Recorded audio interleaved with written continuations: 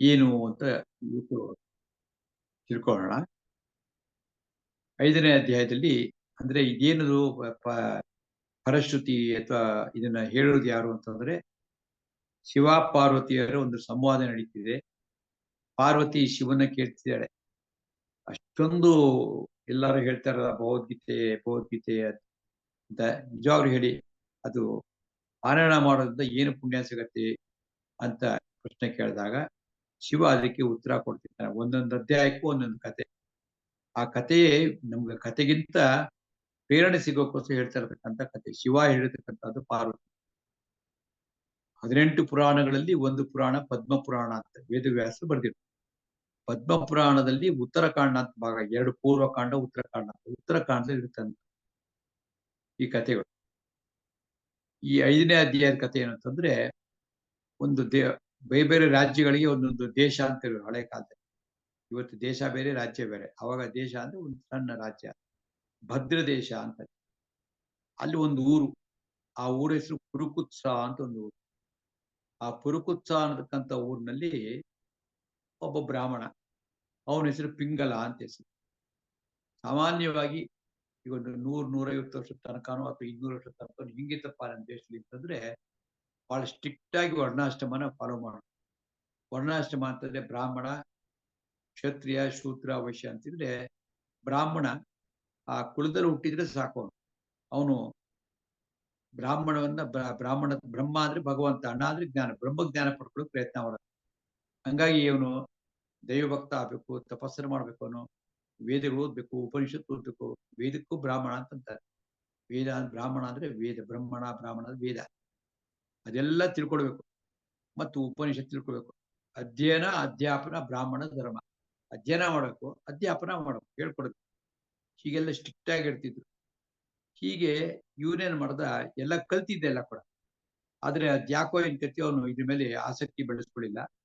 ಬದಲಾಗಿ ಬೇರೆ ಬೇರೆ ಸಂಗತಿಗಳಲ್ಲಿ ಇನ್ನೇನೋ ಒಂದು ಟ್ಯಾಲೆಂಟ್, ನೃತ್ಯ, ಸಂಗೀತ, ಅದರಲ್ಲೆಲ್ಲ ಜಾಸ್ತಿ ಗಮನ ಕೊಟ್ಟ. ಹಂಗಾಗಿ ಸ್ವಲ್ಪ ದಿವಸಕ್ಕೆ ಬಹಳ ಪ್ರಸಿದ್ಧಿಗೆ ಬಂತು. ಅದಾದ್ಮೇಲೆ ಅಷ್ಟು ಪ್ರಸಿದ್ಧಿ ಆಗಿದ್ದರಿಂದ ರಾಜನ ಒಂದು ರಾಜ ಆಸ್ಥಾನದಲ್ಲಿ ಕೂಡ ಅವನಿಗೆ ಆಸ್ಥಾನ ವಿದ್ವಾಂಸ, ಸಂಗೀತ ವಿದ್ವಾಂಸ ಅಂತ ಜಾಗ. ಮತ್ತೆ ಆಸ್ಥಾನ ವಿದ್ವಾಂಸ ಆಗಿದ್ರೆ ಯದ್ವಾ ಅಥವಾ ದುಡ್ಡು ಕೊಡ್ತಾರೆ. ಬಂದವರೆಲ್ಲ ದುಡ್ಡು ಕೊಡ್ತಾರೆ, ರಾಜನ ದುಡ್ಡು ಕೊಡ್ತಾರೆ. ಇರಕ್ಕೆ ಮಾಡ್ತಿಲ್ಲ, ಈ ತೊಂದರೆ. ಆ ಧನದ ಪರಿಣಾಮ ಏನಪ್ಪಾ ಆಯ್ತು ಅಂತಂದ್ರೆ, ನಿಧಾನವಾಗಿ ಅವನಿಗೆ ಹೆಚ್ಚಿನ ಸಂಪಾದನೆ ಮಾಡಬೇಕು, ಧನ ಬೇಕು, ಮತ್ತೆ ಜನನ್ ಮೆಚ್ಚಿಸ್ಬೇಕು. ಹಂಗಾಯ್ತು ಹೊರತು ಅವನೆಂದೂ ಕೂಡ ಅಂತರ್ಮುಖಿ ಆಗ್ಲೇ ಇಲ್ಲ. ಅವನು ಏನಾಗ್ಬೇಕಾಯ್ತು, ಅಂತರ್ಮುಖಿ ಆಗ್ಬೇಕು. ಒಂದು ಆದ ನಂತರ ವನಪ್ರಸ್ಥಾಶ್ರಮ ಅಂತಾರೆ, ಗೃಹಸ್ಥಾಶ್ರಮ ಆದ ನಂತರ ವಾನಪ್ರಸ್ಥಾಶ್ರಮ. ಅದೇ ವನವನ್ನು ಕುರಿತು ಹೋಗೋದು, ಕಾಡಿಗೆ ಹೋಗೋದೆಲ್ಲ. ಅವನು ಈ ಸಂಸಾರದಿಂದ ಹೆಚ್ಚು ಅದ್ರ ಬಗ್ಗೆ ತಲೆ ಕೆಡಿಸ್ಕೋಬಾರ್ದು, ಹಾಗಿರ್ಬೇಕು. ಇವನದೆಲ್ಲ ಬಿಟ್ಬಿಟ್ಟ. ಇವ್ನು ಬರೀ ಪ್ರಸಿದ್ಧಿ, ಕೀರ್ತಿ ಮತ್ತಷ್ಟು ಬಿಟ್ಟು ದುಡ್ಡು ತುಂಬಾ ಬಂದ್ರೆ ಏನ್ ಮಾಡೋದು, ದಾರಿ ತಪ್ಪ ಏನ್ ಮಾಡ್ದ, ಪರಸ್ತ್ರೀ ಗಮನ, ಬೇರೆ ಬೇರೆ ಹೆಂಗಸರು ಹೇಳ್ಬೇಕು, ಹುಡುಗಿ ಇರ್ಬೇಕು ಅಂತ ಶುರು ಮಾಡ್ದ. ಹಂಗಾಗಿ ನೋಡ್ತಾ ನೋಡ್ತಾ ಮಹಾಪಾಪಿಷ್ಟ ಆಗ. ಅದಕ್ಕೆ ಸರಿಯಾಗಿ ಏನಾಯ್ತು, ಅವನಿಗೊಬ್ಳು ಹೆಂಡತಿ, ಅವಳ ಹೆಸರು ಅರುಣೆ ಅಂತ ಅವಳ ಹೆಸರು. ಅವಳು ತುಂಬಾ ದುಡ್ಡಿನ ಮದ. ಹಂಗಾಗಿ ಗಂಡನ ಕಂಡ ತಿರಸ್ಕಾರ. ಅವಳು ಕಂಡ್ಕೊಂಡವ್ರ ಜೊತೆಗೆ ಓಡಾಡ್ಕೊಂಡಿರ್ತಿದ್ಲು. ಇಂಥವ್ರು ಅಂತ ಯಾರ್ಯಾರ ಜೊತೆಗೂ ಹೋಗ್ತಾ ಇದ್ಲು. ಹಂಗಾಗಿ ಅವಳು ದಾರಿ ತಪ್ಪಿದ್ಲು, ಇವನು ದಾರಿ ತಪ್ಪಿದ. ಪರಸ್ಪರ ಗಂಡ ಹೆಂಡತಿ ಜಗಳ. ಒಂದ್ ದಿವಸ ಹೆಂಡತಿ ಏನ್ ಮಾಡ್ತಾಳೆ, ಅರುಣೆ ಇವನಿಗೆ ಸಾಯಿಸ್ಬಿಡ್ತಾಳೆ. ಸಾಯಿಸಿ ಒಂದು ತಲೆಯನ್ನು ತಗೊಂಡಿ ಒಂದು ಮಂಡಲ್ ಊತಿತ್ತು. ಈ ತರ ಅಂದ್ರೆ ಕೊಲೆ ಮಾಡ್ಬಿಡ್ತಾರೆ. ಆಯ್ತು. ಅದಾದ ನಂತರ ಇಬ್ರು ಪಾಪಿಗಳು ತಾನೆ. ಹಂಗಾಗಿ ಏನಾಯ್ತು, ಮನುಷ್ಯ ಜನ್ಮ ಹೋಯ್ತು, ಬೇರೆ ಬೇರೆ ಅನೇಕ ಪ್ರಾಣಿಗಳ ಜನ್ಮ ರಕ್ಷಕ ಆಯ್ತು.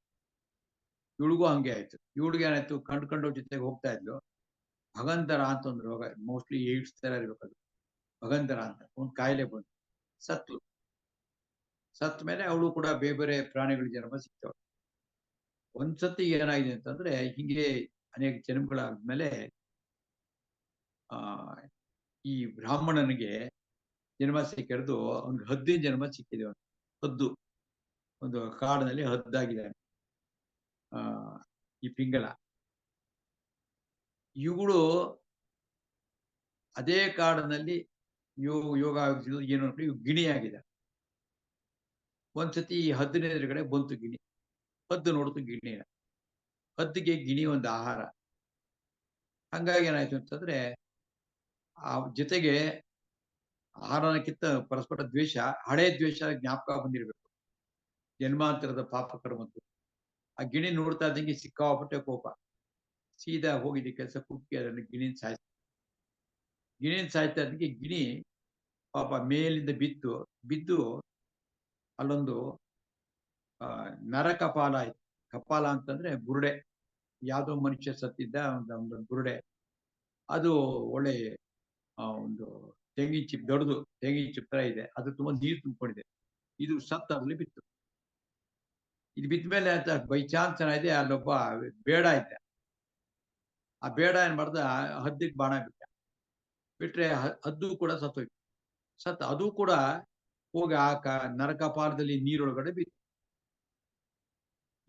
ಇಬ್ರು ಸತ್ರು. ಅದೇ ಎರಡು ಪ್ರಾಣಿನೂ ಸತ್ತೋಯ್ತು. ಸಾಯ್ತಾ ಇದ್ದಂಗೆ ಯಮದೂತರು ಬಂದ್ರು. ಯಥಾಪ್ರ ಕರ್ಕೊಂಡು ಯಮನ ಹತ್ರ ಕರ್ಕೊಂಡೋದ್ರು. ಯಮನ ಹತ್ರ ಕರ್ಕೊಂಡೋದ್ರೆ ಯಮ ಒಂದಿಷ್ಟು ವಿಚಾರಣೆ ಶಾಸ್ತ್ರ ಮಾಡಿ ಇವ್ರಿಗೆ ಒಳ್ಳೆಯ ಲೋಕದಲ್ಲಿ ಕಳಿಸ್ಕೊಡು ಅಂತ ಹೇಳ್ತಾರೆ. ಒಳ್ಳೆಯ ಲೋಕ ಅಂತ ಹೇಳ್ತಾ ಇದ್ದಂಗೆ ಇವ್ರಿಗೂ ಆಶ್ಚರ್ಯ ಆಗ್ಬಿಡುತ್ತೆ. ನಾವ್ ಇಂಥ ಪರಮ ಪಾಪಿಗಳು, ನಾನು ಮಹಾ ನೀಚ, ಅವಳು ಹೇಳೋದು ನಾನು ಮಹಾ ನೀಚೆ, ನಾವು ಒಳ್ಳೇದೇನೂ ಮಾಡೇ ಇಲ್ಲ, ಮಹಾ ಪಾಪಿಗಳಾಗಿದ್ವಿ, ನಮ್ಮಂತವ್ರಿಗೆ ಏನ್ ಇಷ್ಟೊಂದು ಒಳ್ಳೆ ಲೋಕ ಕಳಿಸ್ಕೊಡ್ತಿದ್ಯಲ್ಲ, ಏನ್ ಸಮಾಚಾರ? ಆಗ ಆ ಯಮ ಹೇಳ್ದ, ಹೌದು ನೀವು ಪಾಪಿಗಳೇ ಆಗಿದ್ರಿ, ಆದ್ರೆ ನೀವೊಂದು ನೀರಿನಲ್ಲಿ ಕಪಾಲದಲ್ಲಿ ಇದ್ದಂತ ನೀರೊಳಗೆ ಬಿದ್ರಲ್ಲ, ಆ ನೀರು ಎಂತದ್ದು ಗೊತ್ತಾ? ಎಂತದ್ದು ಅಂತಂದ್ರೆ ಆ ಕಪಾಲ ಏನಿತ್ತು, ಅಂದ್ರೆ ಕಪಾಲ ಅಂತಂದ್ರೆ ಸ್ಕೆಲಿಟನ್, ಬುರುಡೆ. ಆ ಬುರುಡೆ ಒಬ್ಬ, ಅವನ ಹೆಸರೇನು, ಒಬ್ಬ ಇದ್ದ, ಅವನು ಮಹಾ ತಪಸ್ವಿ. ಅವನು ಆ ತಪಸ್ವಿ ಎಷ್ಟು ತಪಸ್ವಿ ಆಗಿದ್ದ, ಅವನು ಪ್ರತಿನಿತ್ಯವೂ ಕೂಡ 5ನೇ ಅಧ್ಯಾಯವನ್ನ ಪಾರಾಯಣ ಮಾಡ್ತಿದ್ದ. ಮತ್ತೆ ಅದನ್ನ ಸಾಕ್ಷಾತ್ಕಾರ ಮಾಡ್ಕೋಬೇಕು ಅಂತ ಮಾಡ್ತಿದ್ದ, ಅಷ್ಟು ಮಟ್ಟಕೊಂಡು. ಅಂತ ತಪಸ್ವಿ ಅವನು. ಹಂಗಾಗಿ ಆ ತಪಸ್ಸನ್ನು ಮಾಡಿ ಮಾಡಿ ಮಾಡಿ ಅಂದ್ರೆ ಇನ್ನು ಬೆಳಗಾದ್ರೆ 5ನೇ ಅಧ್ಯಾಯ ಬೆಳಿಗ್ಗೆ ರಾತ್ರಿ ಹಗಲು ಪಾರಾಯಣ ಮಾಡ್ತಾ ಇರೋದು. ಮತ್ತೆ ಅದನ್ನ ಅನುಸಂಧಾನ ಮಾಡ್ಕೊಳ್ಳೋದು ಜೀವನಕ್ಕೆ.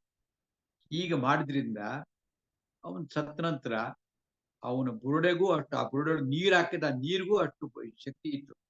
ಅದ್ರಲ್ಲಿ ಯಾರು ಬಂದ್ರು ಕೂಡ ಅವ್ರ ಪಾಪ ಎಲ್ಲ ಪರಿಹಾರ ಆಗುತ್ತೆ. ಅದ್ರೂ ಪಾರಾಯಣ ಮಾಡಿದವನಿಗೆ ಎಷ್ಟು ಪುಣ್ಯ ಸಿಕ್ಕಿದೆ ಅಂತ ಯೋಚನೆ ಮಾಡಿ. ಅವನ ಬುರುಡೆ, ಆ ಬುರುಡೆ ಒಳಗಿದ್ದಂತ ನೀರಿಗೆ ಇಷ್ಟು ಪುಣ್ಯ ಇತ್ತು ಅಂತಂದ್ರೆ, ಅದ್ರಲ್ಲಿ ಬಿದ್ದಂತ ಪ್ರಾಣಿಗಳಿಗೂ ಕೂಡ ನಾನು ಒಳ್ಳೆ ಲೋಕ ಸಿಗ್ತಾ ಇತ್ತು, ನಮ್ಮ ಪಾಪ ಎಲ್ಲ ಕಳ್ಕೊತಾ ಇದ್ವು. ಹಾಗೆ ಇದು ಬಹಳ 5ನೇ ಅಧ್ಯಾಯ ಪಾರಾಯಣ ಮಾಡಿದ್ರೆ ಈ ರೀತಿ ಆಗತ್ತಪ್ಪ, ಒಳ್ಳೆ ಲೋಕ ಸಿಗತ್ತೆ ಅಂತ ಹೇಳ್ತಾನೆ. ಅದಾದ್ಮೇಲೆ ಅವ್ರಿಗೆ ಒಳ್ಳೆ ಲೋಕಕ್ಕೆ ಅವ್ನು ಕಳಿಸ್ಕೊಡ್ತಾನೆ ಅವ್ರಿಗೂ. ತುಂಬಾ ಪುಟಾಣಿ ಕತೆ, ಅದ್ರ ಮಹತ್ವ ಏನೋ ತಿಳ್ಕೊಳ್ಳೋದು. ಏನಂತಂದ್ರೆ ಗೀತೆಯಲ್ಲಿ ಪಂಚಮಧ್ಯಾಯದಲ್ಲಿ ಏನೇನು ಬಂತು ಅಂತ ಓದಿ ಜ್ಞಾಪಕ ಬರ್ತಾವ. ಅದರಲ್ಲಿ ತೈವತ್ತು ಕರ್ಮ ಸನ್ಯಾಸ ಕರ್ಮಯೋಗವು ವಿಶಿಷ್ಯತೆ ಅಂತ. ಕರ್ಮಯೋಗ ಬಹಳ ಮಾಡ್ಬೇಕು, ಮಿಕ್ಕಿದ್ ಮಾಡ್ಬೇಕು ಅಂತ ಹೇಳಿ ಸತ್ಕರ್ಮಗಳನ್ನು ನಿರತ ಆಗಿರ್ಬೇಕು. ಸತ್ಕರ್ಮಗಳು, ಸತ್ಚಿಂತನೆ ಮತ್ತು ಒಳ್ಳೊಳ್ಳೆ ವಿಷಯ ತಿಳ್ಕೊಳ್ಳೋಕೆ ಒಂದು ಆ 5ನೇ ಅಧ್ಯಾಯವನ್ನೇ ಏಕಾಗ್ರತೆಯಿಂದ ಮಾಡಿ ಮಾಡಿ ಮಾಡಿ ಫಲ ಪಡ್ಕೊಂಡಿದ್ದಾವೆ. ಅದರಿಂದ ನಾವೆಲ್ಲ ಕೂಡ ಇದನ್ನೇ ಅಭ್ಯಾಸ ಮಾಡಬೇಕು. ಏನಂತಂದ್ರೆ ಒಂದೊಂದು ಅಧ್ಯಾಯಕ್ಕೂ ಇಷ್ಟಿದೆ. ನೀವು ಇನ್ನು ಅವರ ಸಹವಾಸಕ್ಕೆ ಬಂದ್ರೆ ಈಗ ಒಳ್ಳೇದಾಗ್ಬಿಡುತ್ತೆ. ಇನ್ನು 6ನೇ ಅಧ್ಯಾಯದ ಕಥೆಯನ್ನ ನಾಳೆ ದಿವಸ ಕೇಳೋಣ ಅಂತ ಹೇಳಿ